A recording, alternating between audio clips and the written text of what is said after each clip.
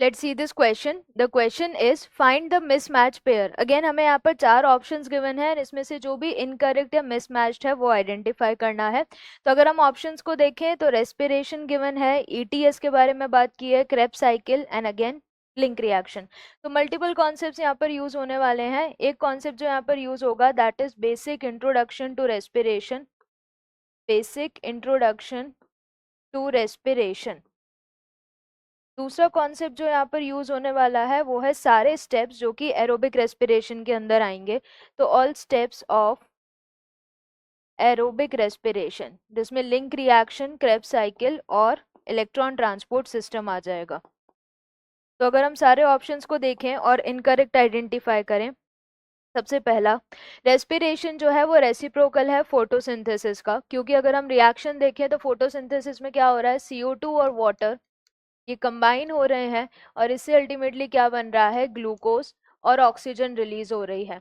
और रेस्पिरेशन इसका just opposite है. अगर ये वाली रिएक्शन फोटोसिंथेसिस है तो रेस्पिरेशन ऑपोजिट कैसे है, क्योंकि रेस्पिरेशन में क्या हो रहा है, जो ग्लूकोज है यानी C6H12O6 उसका ऑक्सीडेशन हो रहा है in presence of oxygen and release हो रहा है CO2, वाटर एंड एनर्जी. तो ये वाली रिएक्शन क्या हो जाएगी, रेस्पिरेशन की हो जाएगी and that is completely reciprocal of photosynthesis. तो ये बिल्कुल सही है. देन स्टेटमेंट बी की अगर हम बात करें, formation of proton gradient in electron transport system is through energy of redox reaction.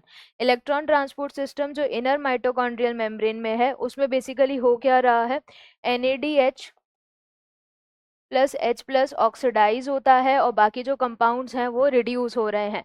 Similarly FADH2 की अगर बात करें, ये भी हाइड्रोजन हटाएगा, ऑक्सीडाइज होगा और बाकी के कंपाउंड्स एक्सेप्ट करेंगे वो क्या हो जाएंगे, reduce. So energy of oxidation and reduction यानी रिडॉक्स रिएक्शन की मदद से एक प्रोटॉन ग्रेडियंट बना है, कहाँ पर, through the space between outer and inner membrane of mitochondria. तो ये बिल्कुल सही है. Oxidation of succinate to fumarate, production of 1 FADH2 molecule पर ग्लूकोज मॉलिक्यूल.